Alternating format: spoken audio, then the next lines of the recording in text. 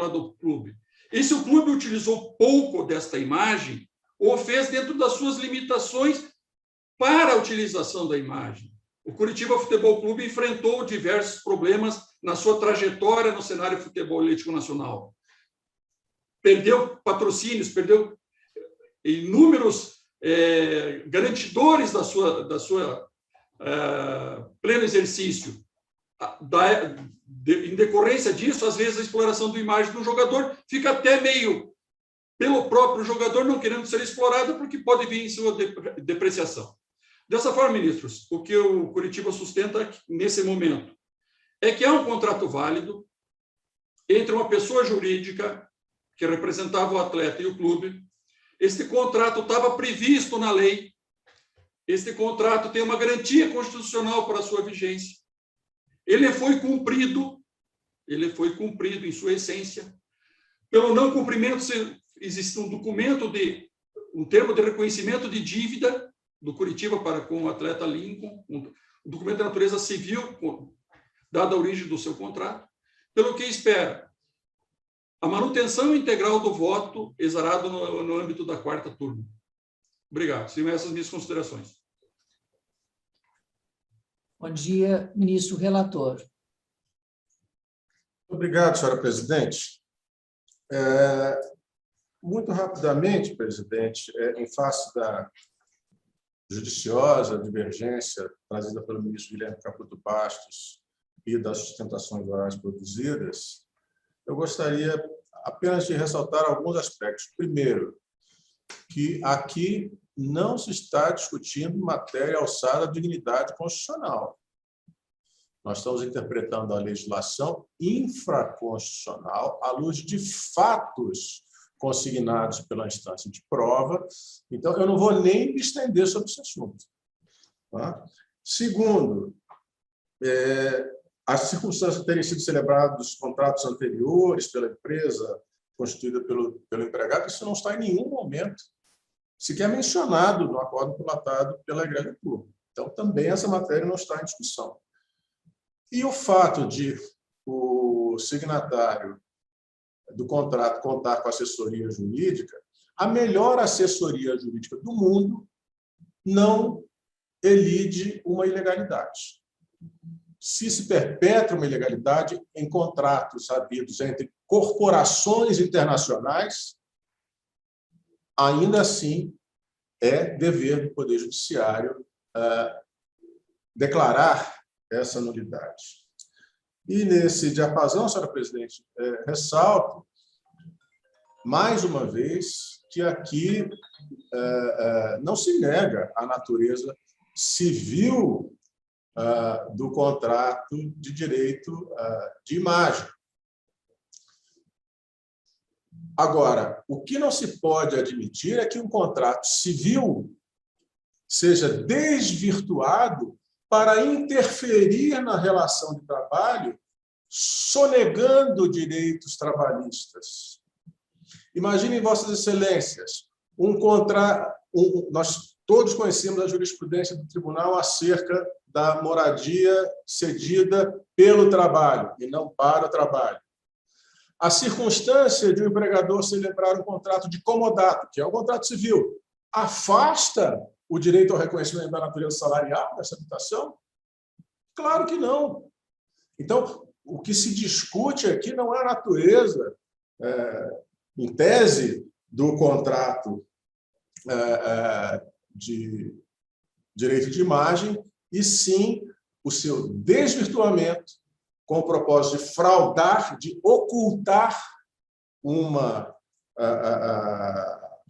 relação, uma relação de natureza jurídica trabalhista em flagrante prejuízo a esse empregado, caracterizando, sim, a hipótese do artigo 9º da Consolidação da Lei do Trabalho. Mais uma vez, se me permitem, repiso, não é? No caso concreto, nós temos um pagamento habitual, mensal, em valor fixo, desvinculado, em valor fixo,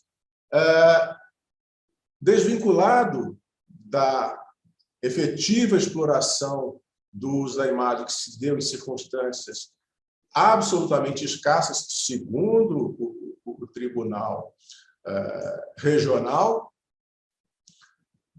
e paga no montante quase 3 vezes superior ao valor global dos salários correspondentes ao contrato celebrado. Quase 3 vezes. E aqui, mais uma vez, ressalto, eu em nenhum momento trouxe à discussão a aplicabilidade da nova lei ao caso concreto, que é anterior. Apenas indiquei que, mal ou bem, com todos os senões, e aqui devo, sem ser especialista na matéria, mas adiantar que tem muita simpatia pela possibilidade de reconhecimento de fraude num contrato que estabeleça 40%, porque pode, sim, com o pagamento de 40%, se estar fraudando da mesma forma que com 60%, 70% ou 100%. Eu penso que isso pode, sim, ser discutido, mas o fato é que também compreendo que o legislador pretendeu trazer segurança jurídica justamente em face dessas situações mediante a fixação de um critério objetivo. Qual foi o critério objetivo que o legislador elegeu? 40%. Aqui nós estamos numa situação em que o pagamento é quase 3 vezes superior ao valor dos salários, ou seja, excede em muito o parâmetro de razoabilidade decidido pelo Congresso Nacional.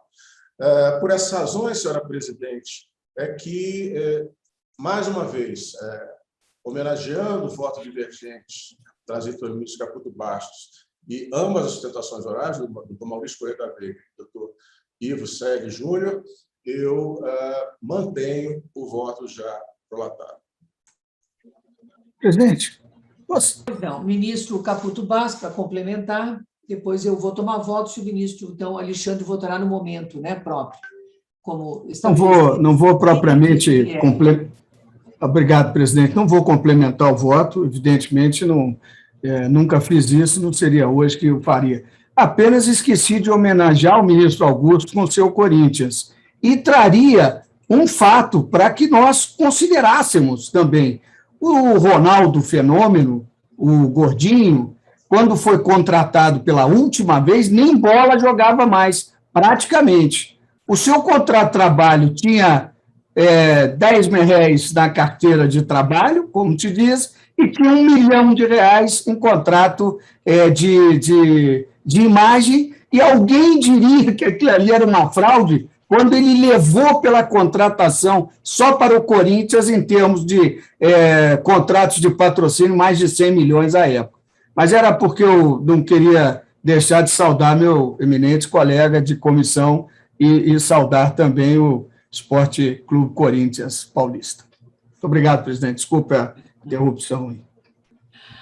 Não, eu prossigo, então. Então, o relator conhece e dá provimento, e o revisor conhece e...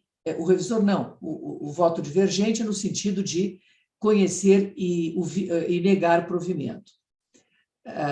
Ministro Vieira de Mello.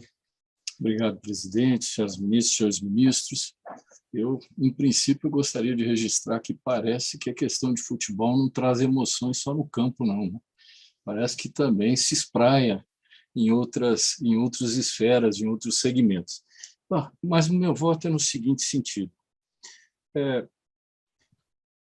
Nós temos uma questão fundamental que diz respeito a esse limite estabelecido legalmente, cujo voto do ministro Alberto Bresciani, em sessão passada, já bem configurou os elementos com os quais nós podemos concluir no sentido da existência de um desvio de finalidade na utilização no contrato de imagem.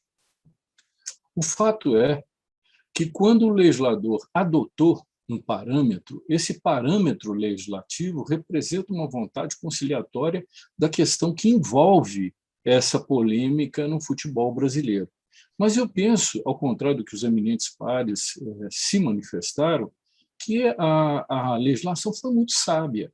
A legislação trouxe um equilíbrio, e esse equilíbrio me parece muito interessante, porque ele diz prospectivamente aos clubes e aos jogadores como eles devem se portar. para não fraudar a lei, como eles devem se conduzir para não fraudar a lei. Então, ele permite um limite que seria razoável até a imagem dos jogadores ser utilizadas pelos clubes, que está nesse patamar de 40%. Mas o que ele sinaliza para toda a sociedade, para o universo desportivo? Olha, acima disso, isso é contra legem. Nós não podemos interpretar contra legem, e nem ter condutas contra a legem. Como diz o professor Humberto Ávila, na interpretação da lei, nós temos que garantir a liberdade. Então, a liberdade se dá quando eu sei o que está na lei, qual é o meu comportamento, aquilo que ela quer que eu não faça, aquilo que ela quer que eu faça. E a lei é clara, ela diz, olha, acima de 40% importa em desvirtuamento do fim a que se destina o contrato de imagem. Aí o que fazem as partes, como uma condição do negócio? Você cria uma empresa para que possa contratar e nós não termos esse vínculo com o contrato de trabalho, mas ele é acessório ao contrato de trabalho, que é a segunda consequência da lei. Ele é acessório, ele não é o principal, porque se fosse o principal, ele não precisava jogar bola. Como disse o ministro Caputo, bastava ele ficar sentado, ou então ser contratado para usar a camisa do clube e não ter que aparecer em campo. Então, haveria uma inversão do contrato. O que é acessório passa a ser principal e o principal passa a ser acessório. Mas o contrato principal é o contrato desportivo de atleta profissional de futebol. Por outro lado, quando ele faz isso, essa limitação de 40%, ele dá um outro sinal para toda a comunidade desportiva. E essa me parece a mais relevante, a mais concreta e a mais efetiva, que ele diz o seguinte: não passem disso para que haja uma competição desleal, porque o grande clube, que tem como vários patrocinadores em face da imagem dele, se utiliza desse mecanismo para, em valores elevadíssimos que são pagos de direito de imagem pelos seus patrocinadores, coloque os times em uma condição de vantagem absurda perante os demais jogadores que estão na liga futebolística. Então, tem esse escopo finalístico, que é uma moralização, e evitar-se o que seria uma competição capitalista selvagem entre clubes. Aqueles que têm mais recursos serão sempre mais, os contratos serão todos maiores e todos pelo direito de imagem, enquanto que aqueles que não podem dispor de patrocinadores ou recursos estarão limitados naquele patamar. Isso visa a que a competição seja saudável, que a competição seja uma competição em termos éticos, como se dão naquelas do sistema do basquete americano. Agora, aqui, nós estamos nessa situação completamente deformada, em que alguns times têm todo o patrocínio e se utilizam dessa via para manter os jogadores de alto padrão técnico. E, por fim, quando ele deixa de recolher esse valor sobre o salário, a previdência grande maioria desses jogadores será ínfima, como nós sabemos na história dos jogadores de futebol no Brasil, sendo que poucos podem abrir mão dessa previdência em face do que adquiriram ou auferiram ao longo da carreira. E, se assim não fosse, vejo também que o artigo 139 do Código Civil diz que é erro, quando trata dos defeitos do negócio jurídico, diz que é erro substancial quando interessa a natureza do negócio. O que ele quer dizer nesse inciso 1º do 139? Eu não posso estabelecer um comodato quando, na verdade, é uma locação. Eu estou fraudando, porque a lei diz qual é a forma. E, de outro lado, o próprio dispositivo do artigo 167 diz que é nulo o negócio jurídico simulado, mas subsistirá o que se simulou se válido for na substância e na forma. Mas, quando contiverem declaração, confissão, condição ou cláusula não verdadeira, especialmente esse tópico, que é no rol dos negócios simulados, encontro aqueles que aparentam negócio inexistente ou diverso do verdadeiro. Os celebrados com pessoas e etc., etc., etc., que é também uma hipótese incidente. Então, por esses fundamentos, cumprimentando os nobres advogados pelas suas brilhantes sustentações, o apaixonado voto da divergência do ministro Caputo, que talvez aí o Flamengo se sinta feliz com esses contratos, e eu peço vênia acompanhe o voto do ministro Lélio Mendes Correia. Ministro Alberto Bresciani. Senhora presidente, senhores ministros, primeiro eu agradeço aos ministros Lélio Mendes Correia, ao ministro Guilherme Caputo Bastos, as referências que fizeram ao meu precedente. Neste caso, senhora presidente, senhores ministros, eu me sinto muito confortável para votar e voto sem nenhuma emoção, senão com o compromisso de observar a Constituição, a lei e a equidade. Ao contrário do que ponderou a divergência, me parece que a matéria está, sim, pacificada, porque no RR 358 de 2014, que relatei no âmbito desta subseção, o ministro Guilherme Caputo Bastos abriu igual divergência e restou vencido. Ora, durante a minha longa carreira como magistrado, desde o primeiro grau, sempre ouvi que era importante que houvesse disciplina judiciária, enfim, que nós pudéssemos observar a jurisprudência firmada pelos tribunais que nos são superiores em termos funcionais, eu quero dizer.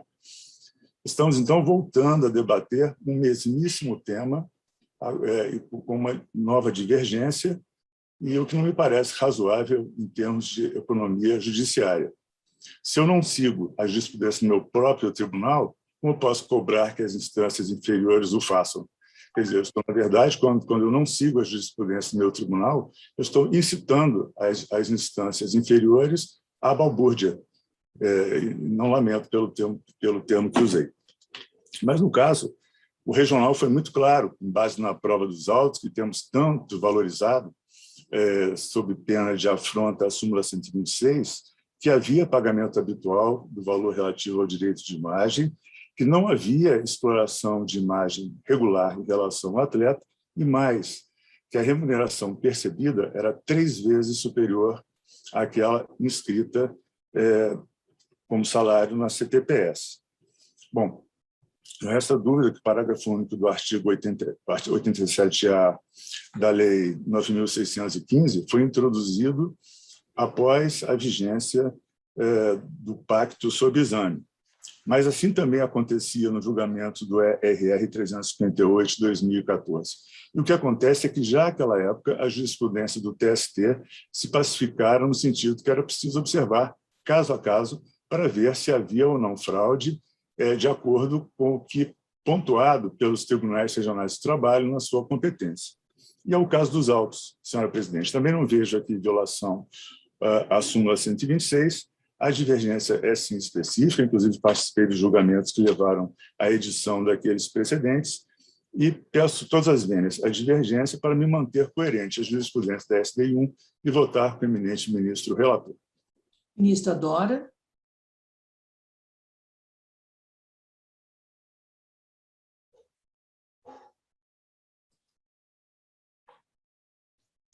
O som.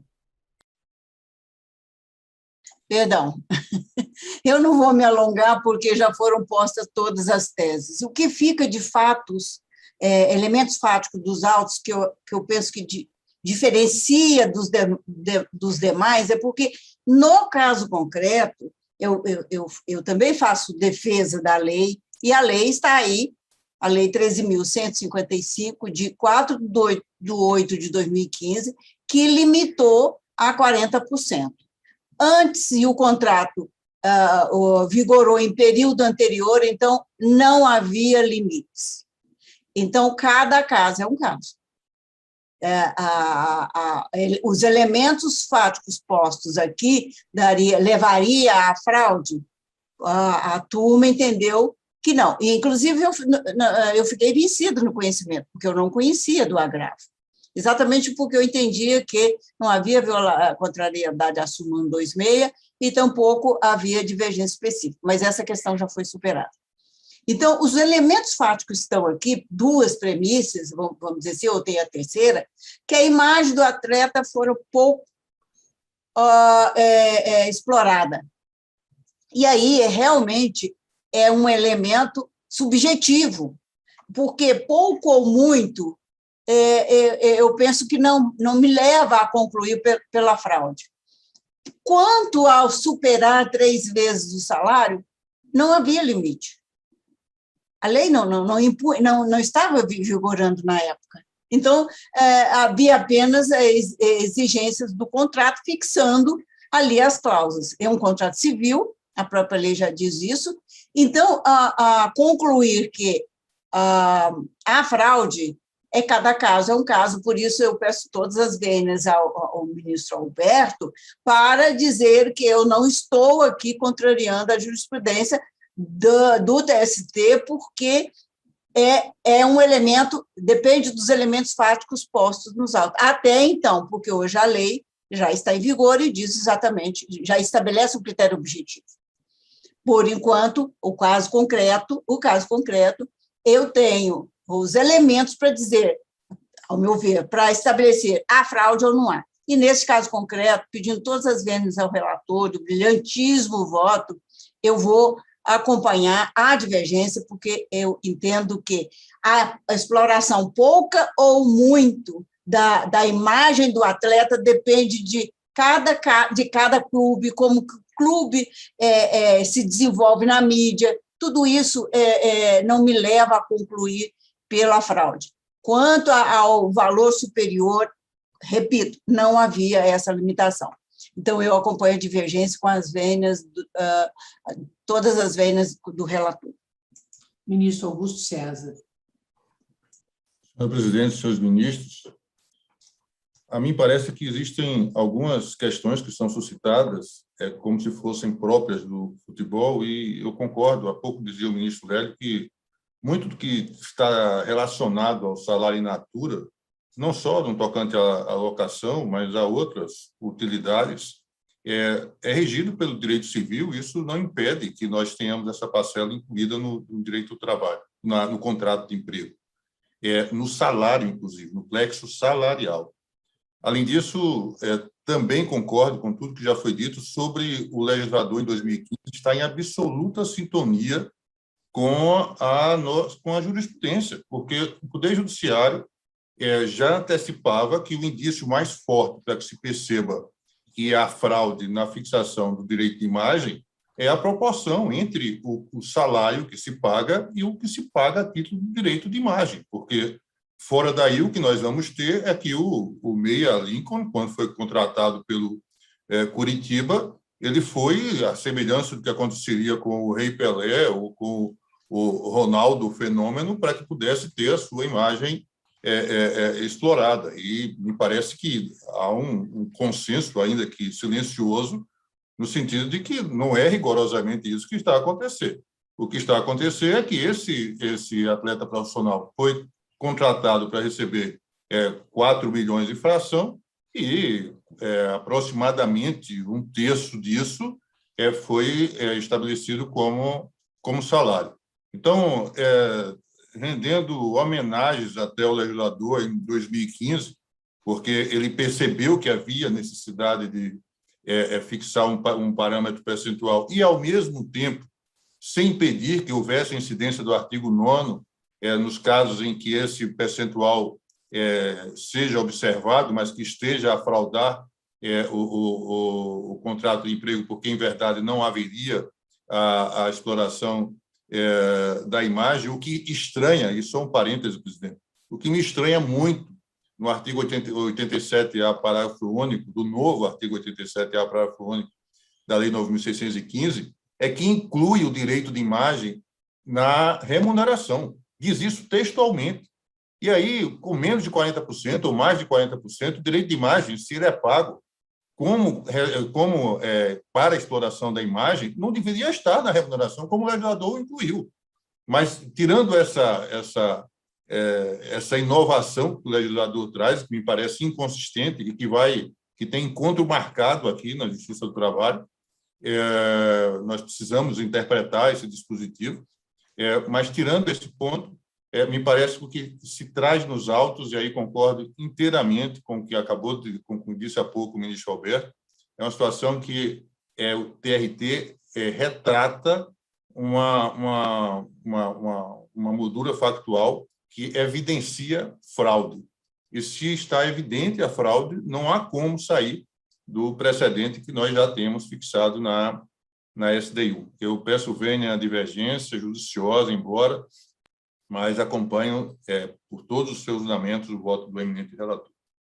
Ministro José Roberto. Senhora presidente, eu quero, em primeiro lugar, homenagear também ambos os ilustres patronos das partes por suas sustentações e, em amor à brevidade, tudo que já podia ser dito a respeito desse caso, acho que já foi bem dito, foi bem colocado, com muita precisão pelos que me antecederam. Eu também peço vênia à divergência e àqueles que a acompanharam, para acompanhar tudo o que se disse em termos de fundamentação, em suporte do voto muito bem fundamentado do eminente relator, ministro Lélio Bentes Correia, na esteira do anterior precedente do ministro Alberto Bresciani, em que também já discutíamos profundamente a mesma matéria e que agora eu também voto no sentido de reafirmá-lo, e também na esteira dos fundamentos adotados pelo eminente ministro Vieira de Mello Filho, agora complementados pelo ministro Augusto César. Pedindo vênia à divergência, eu acompanho o relator. Ministro Hugo Scheuermann. Presidente, eu acabo de receber uma mensagem de Sua Excelência dizendo que caiu a conexão. Ah, está. Ministro Cláudio Brandão. Pois não, senhora presidente. Eu começo o meu voto citando o ilustre jurista português João Leal Amado, conhecido de todos nós, a respeito do quanto dito da tribuna, não sem antes cumprimentar os ilustres advogados pela contribuição que trazem ao debate, quanto Sua Excelência, Sua Senhoria e os professor português da Universidade de Coimbra, ao interpretar a liberdade contratual, tem uma passagem que eu acho muito interessante e peço permissão para fazer a leitura. Diz ele, aspas, os contratos são o que são, não o que as partes dizem que são. As partes são livres para concluir o contrato X ou o contrato Y, mas não o são para celebrar o contrato X, dizendo que celebraram o contrato Y, fecho aspas, na citação do professor português. E me parece, já foi dito aqui, não serei repetitivo e serei também breve, não se está discutindo a possibilidade ou não de celebrar contrato de imagem com qualquer pessoa, jogador de futebol ou não, e fazer uso efetivo dessa imagem com retorno financeiro direto a quem o contrata. O que se disse aqui, que está sendo julgado, é a utilização do contrato de uso da imagem daquela pessoa em substituição àquilo que seria a sua remuneração ou em fraude ao contrato de trabalho celebrado. Então, parafraseando o professor português, não se pode celebrar contrato de imagem dizendo que está celebrando o contrato de trabalho. Ao contrário, se se usa a imagem, aliás, o contrário,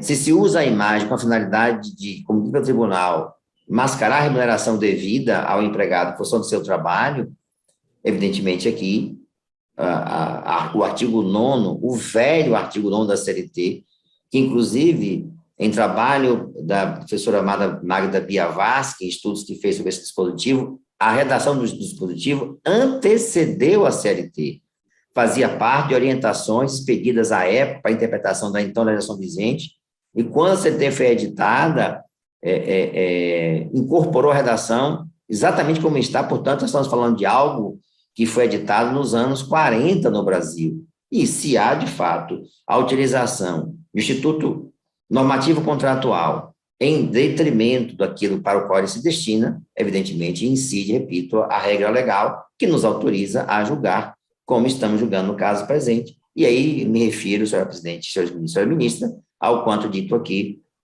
pelo ministro relator e tantos quantos se seguiram na linha do voto de Sua Excelência. Então, com a vênia do ministro Caputo Bastos pelo voto, eu voto com o ministro relator, senhora presidente, com a vênia, evidentemente, da divergência. Esse é o meu voto. Muito obrigado. Ministro Breno Medeiros.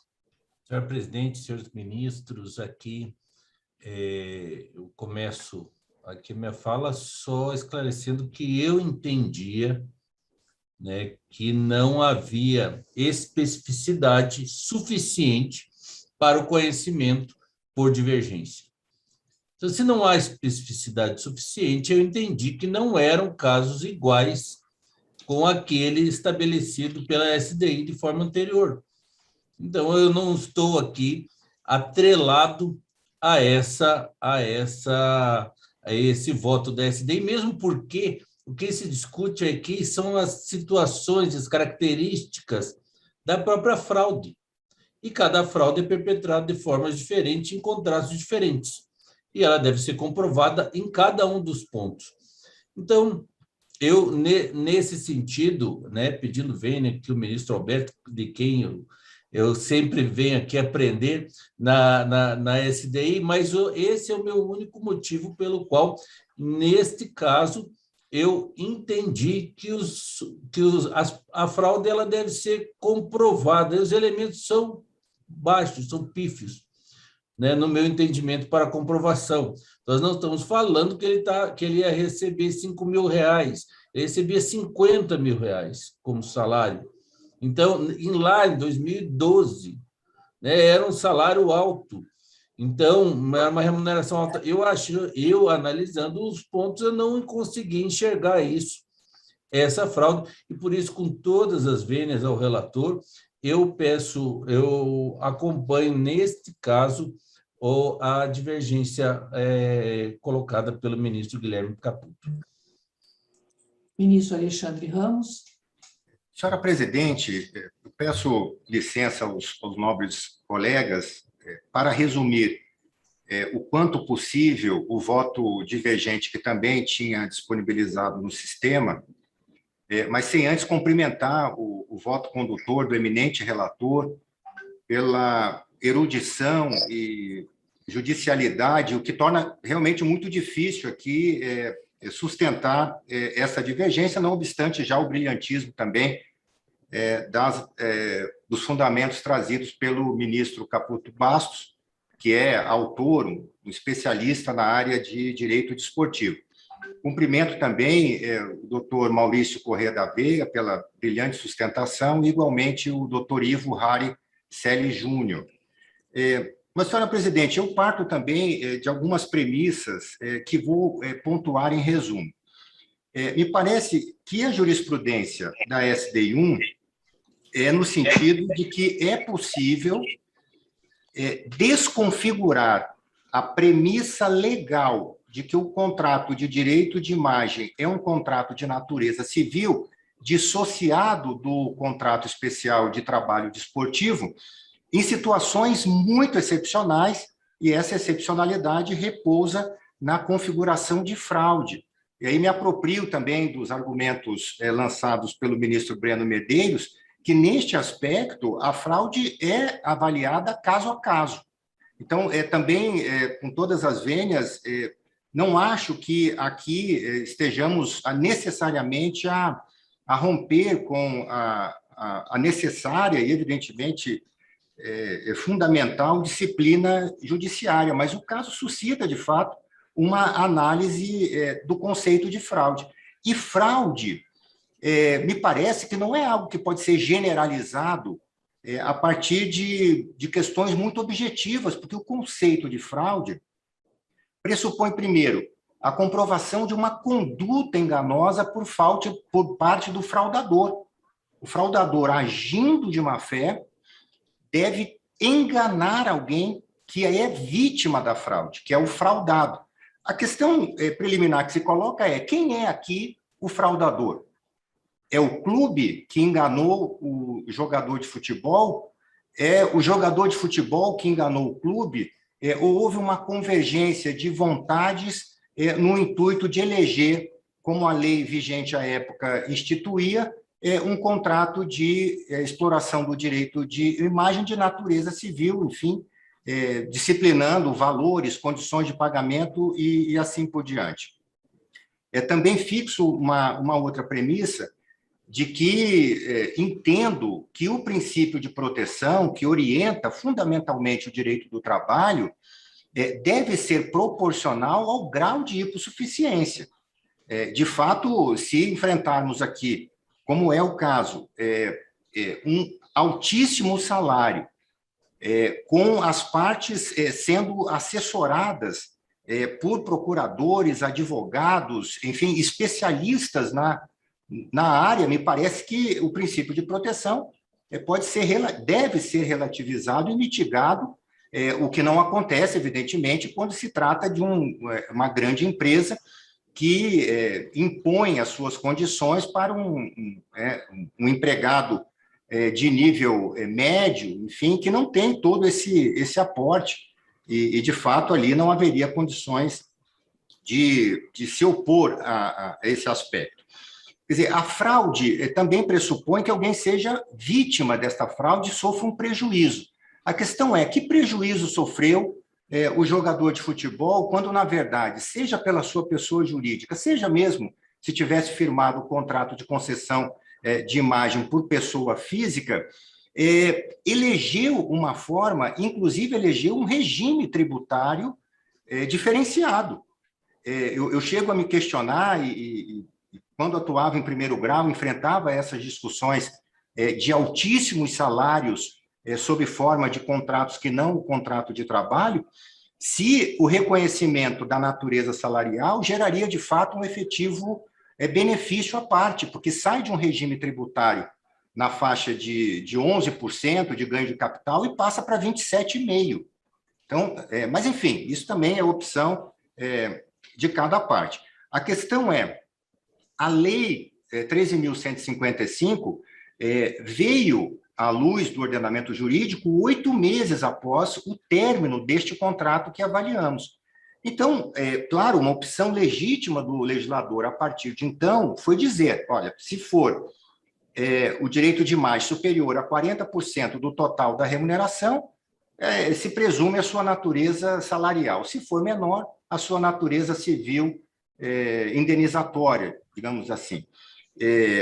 Vejam, é uma opção legítima do legislador, mas antes não havia esse critério.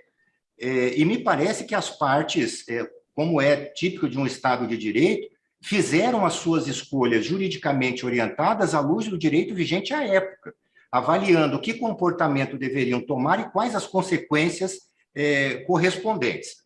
Então, são essas, em linhas gerais, as premissas das quais eu parto, e agora também, resumidamente, enfrentando o caso específico. Primeiro, apesar de vencido no provimento do agravo, mas o agravo, por maioria, entendeu que a divergência era válida, específica, então, isto vincula o conhecimento por divergência, é uma medida que se impõe. Mas, quanto ao mérito, eu me permito fazer, senhora presidente, algumas breves considerações. Primeiro, do caráter geral e que se pressupõe, por disposição de lei, da natureza autônoma, por contrato de natureza civil, do direito de uso de imagem do atleta. E vejam, o atleta tem uma imagem a ser explorada? Pode ter. Isso, claro, varia conforme a sua qualidade, inclusive, como atleta, e o reflexo que isso gera na torcida e em todo o sistema desportivo, marcas de bola de futebol, de uniformes, de chuteiras, etc., que exploram, que se apropriam, que potencializam suas vendas adotando este direito de imagem, né? É o que se chama de iluminabilidade de certas pessoas que adquirem um reconhecimento público e chamam para si,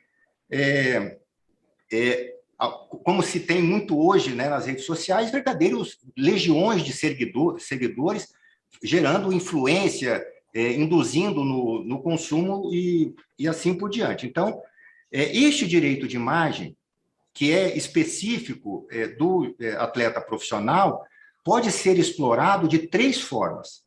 O atleta pode explorar ele próprio o seu direito de imagem, fazendo as contratações diretas com as empresas patrocinadoras, com as promotoras de evento.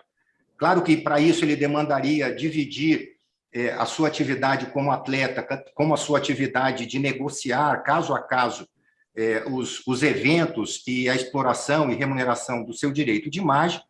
E, por isso, exatamente para permitir que o atleta se dedique à sua função primordial, que a lei autoriza que ele faça a cedência, a cessão deste direito de imagem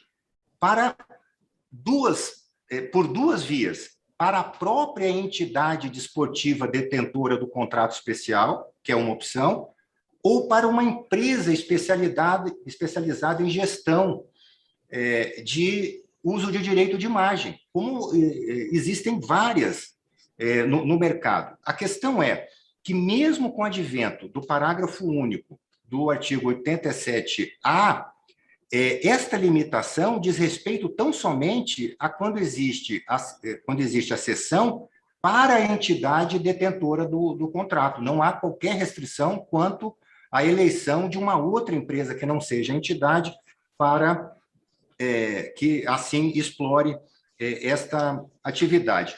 E quando, seja a empresa especializada, seja a própria entidade desportiva, adquire, compra, contrata, assumindo a exploração do direito de imagem, remunera o trabalhador por um preço fixo ajustado, dizendo, em linhas gerais, o seguinte: dedique-se ao aprimoramento da sua técnica desportiva, que isso vai melhorar a sua repercussão no mercado, a iluminabilidade no mercado, e vai aumentar este valor do bem jurídico direito de imagem. E passa a ser da entidade contratante o ônus de explorar. Então, ela está pagando e tem a prerrogativa exclusiva de explorar. Essa exploração pode gerar ou deve gerar necessariamente um resultado? Bem, depende. Depende da demanda, do mercado, dos eventos, da própria aposta na evolução do atleta que pode ou não se realizar, enfim. Então, o fato, já enfrentando o caso, de que houve alguns poucos eventos, isso não é, por si só, configurador de fraude, no sentido de gerar a conclusão de uma conduta enganosa e de má-fé, seja por parte do clube, ou, enfim, em conluio com o próprio jogador de futebol. E o fato do valor ser superior à remuneração pelo trabalho, que é a atividade desportiva, também não me parece um critério que possa conduzir, por uma correia de transmissão direta, à conclusão de fraude. E por quê? Como bem pontuou o ministro Caputo Bastos, esta relação entre o valor do trabalho do atleta e o valor do direito de imagem pode flutuar durante a sua carreira. No início da carreira, o valor de imagem é quase zero. Ele começa a evoluir, então, digamos, no meio da carreira pode haver um equilíbrio. E no final, de fato, quando o atleta já adquiriu uma projeção fantástica no mercado desportivo, muitas vezes o jogar pode ser o de menor importância, porque ele já adquiriu uma aura de importância desportiva nesse aspecto. Então, reitero que quando a entidade desportiva, detentora do contrato, contrata com o jogador de futebol por um contrato de natureza civil o uso do direito de imagem, ela, como titular do uso desse direito, assume essa prerrogativa exclusiva de contratar. E por isso, senhora presidente, sem mais delongas, que peço todas as vênias ao brilhante voto lançado pelo ministro Lélio Bentes Correia e aqueles que o acompanharam, mas voto com a divergência, conhecendo dos embargos por divergência, mas no mérito, negando-lhe provimento. É como voto. Ministro Hugo Carlos Scheumann retornou. Está habilitado a votar, ministro Hugo? Sim, senhora presidente. Lhe concedo o uso da palavra. Pois não, eu peço inicialmente desculpa, mas foi involuntário, foi queda da internet.